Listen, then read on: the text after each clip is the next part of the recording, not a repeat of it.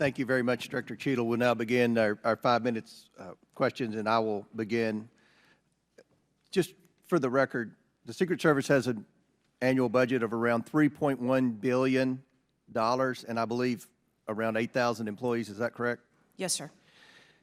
Obviously, there were many security failures on the day of the attempted assassination and leading up to that day. Let's start with the building that the shooter used to shoot President Trump from. At any point Saturday, did the Secret Service have an agent on top of that roof? Sir, I'm sure, as you can imagine, that we are just 9 days out from this incident, and there's still an ongoing investigation. And so I want to make sure that any information that we are providing to you is factual. You can't, okay. Why did the Secret Service not, can you answer why the Secret Service didn't place a single agent on the roof? We are still looking into the advanced process and the decisions that were made. Okay. Wasn't that building within the perimeter that should be secured? Do we agree with that? The building was outside of the perimeter on the day of the visit.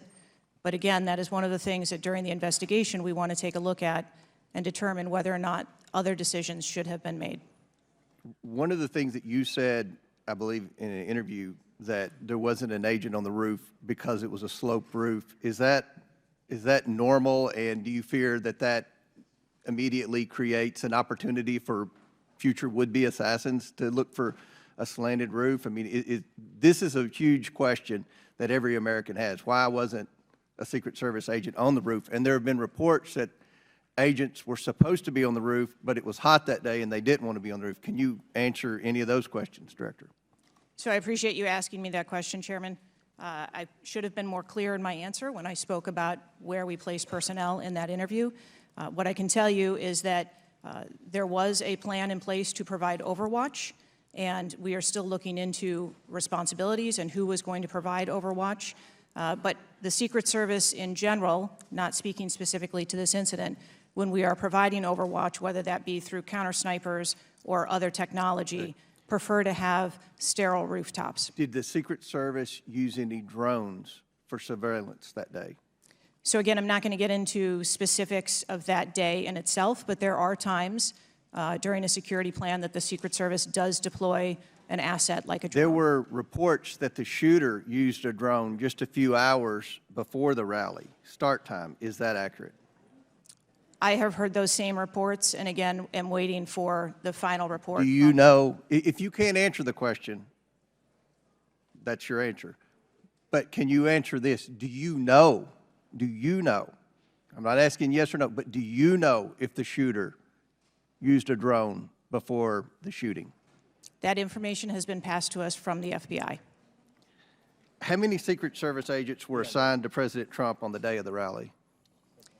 Again, I'm not going to get into the specifics of the numbers of personnel that we had there, but we feel that there was a sufficient number of agents assigned. There are reports that several agents assigned to the rally on July 13th were temporary agents not normally assigned to President Trump. Is that accurate? What I can tell you is that the agents that were assigned to former President Trump are Secret Service agents that provide close protection to him, and that was what was actual on that day. How many temporary agents were there that day?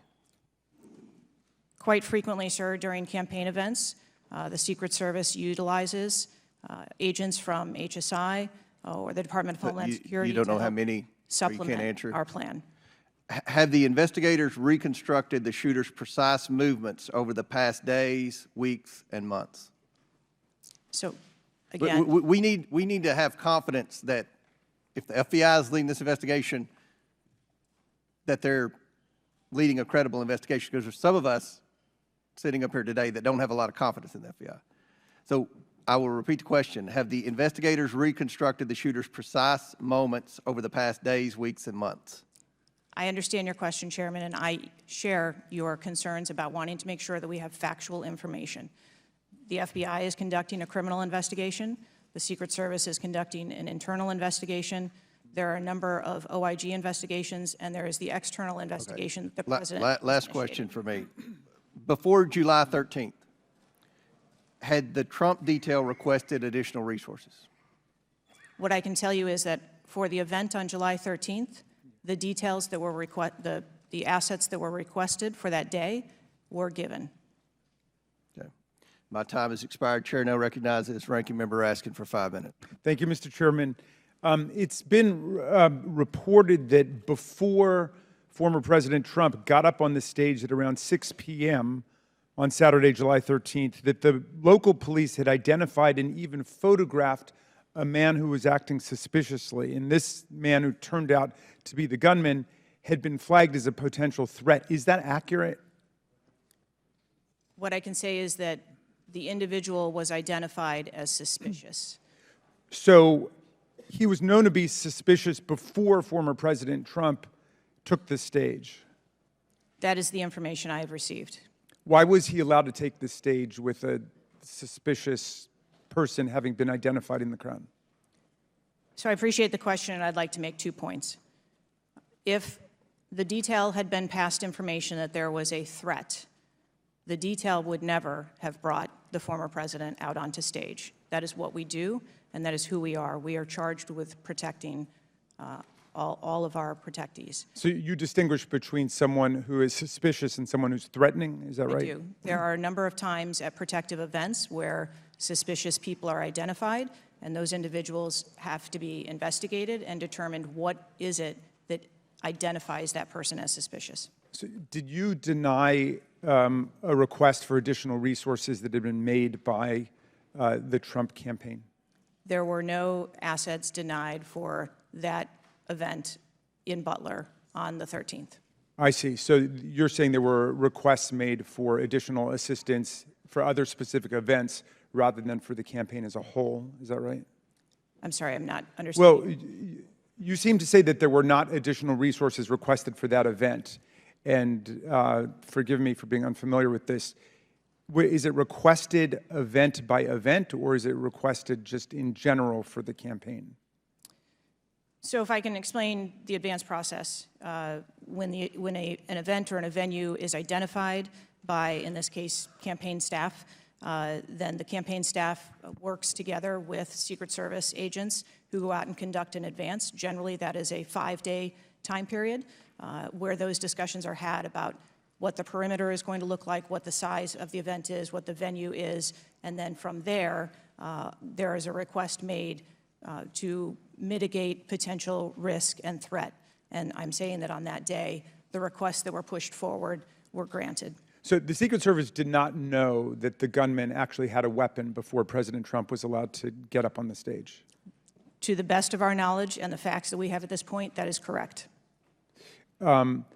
So can you answer this question, which I think is on the mind of most Americans thinking about this? How can a 20-year-old with his father's AR-15 assault weapon climb onto a roof with a direct 150-yard line of sight to the speaker's podium without the Secret Service or local police stopping him? So again, sir, I will say we are 9 days out from this event, and I would like to know those answers as well, which is why we are going through these investigations to be able to determine that fully. Okay. It's been reported that the shooter was not carrying a driver's license or any form of identification. They had no idea who he was, but then he was quickly identified, I think within 30 minutes, by using the serial number on the AR-15 under a tracing system that is now controversial. Some people say we should get rid of it. Some people want to keep it. But is that right, that the serial number was the key information which led to the identification of the shooter? That is my understanding, sir, yes. Okay. If an American citizen were just to stop you and say, Director Cheatle, we support your work to the tune of billions of dollars and thousands of employees, what went wrong? What would you say? Again, knowing that we're 9 days out, I would say, as I have said from the very outset, I accept responsibility for this tragedy. We are going to look into how this happened, and we are going to take corrective action to ensure that it never happens again. Well, I appreciate that, and I hope you will act with vigor and focus and intensity, and it seems you understand the gravity and solemnity of this to the American people.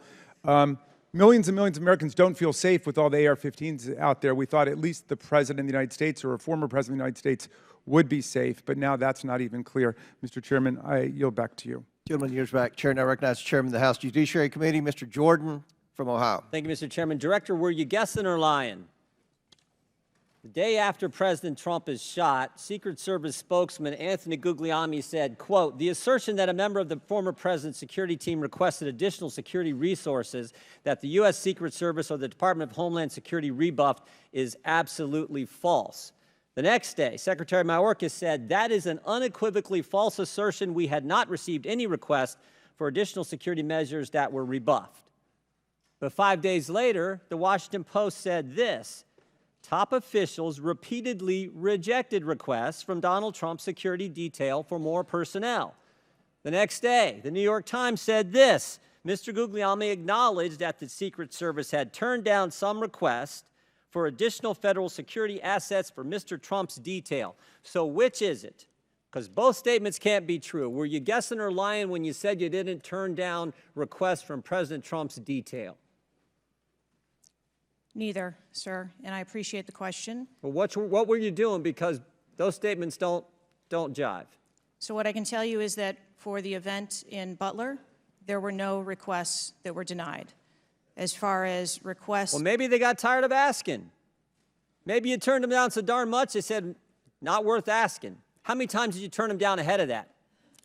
I think that it is important to distinguish between what some people may view as a denial of an asset or a request. Well, is Mr. Guglielmi your spokesperson? He said he acknowledged the Secret Service had turned down some requests. I'm asking how many? A denial of a request does not equal a vulnerability. Well, tell me what it is. There are a number of ways that threats and risks can be mitigated with a number of different assets, whether that be through personnel, whether that be through technology, or other resources. Well, tell the committee which it was. They asked for additional help in some form or another. You told them no. How many times did you tell them no, and what did you tell them no to? Again, I cannot speak to specific incidents, but I can tell you in general terms, the Secret Service is judicious with their resources based on... What does some requests mean? How many times? Some indicate requests is plural. So more than once they asked for additional help and you turned them down. What did they ask for and how many times did you turn them down? Pretty basic questions. So again, without having all of the details in front of me, sir, what I can tell you is that there are times... You didn't get briefed on how many times you turned down the Trump detail when they asked for additional help? I'm sorry. You didn't get briefed on that before you came to this hearing, knowing you were going to get asked that question? What I can tell you is that in generic terms, when details make a request, there are times that there are alternate ways to cover off on that threat or that risk. But that's not what he said. He said they were denied certain requests, some requests. This is your spokesperson, not me talking. This is the Secret Service talking. And what a change from absolutely false, unequivocally false to, oh, by the way, there were some times where we didn't give them what they wanted. That's a huge change in 5 days. And the fact that you can't answer how many times you did that, that's pretty darn frustrating, not just for me, but for the country. I hear your frustration. Let me ask you this. Were any of those requests denied to President Trump's detail after you knew about the Iranian threat? What I can tell you, again, I don't know the specifics, is that there are times when we can fill a request. It doesn't necessarily have to be with a Secret Service asset or resource. We can fill that request with locally available assets. You spoke to anyone at the White House since July 13th? Yes, I have. Who'd you talk to? I have briefed the President and the Vice President. Talked to the First Lady? No, I have not. Talked to the White House staff? Anyone in the White House communications? No, I have not. Have you talked to the counter sniper who took the shot that took out the bad guy? Yes, I have. And can you tell us about that conversation? I would not want to reveal conversations that I've had with my employees.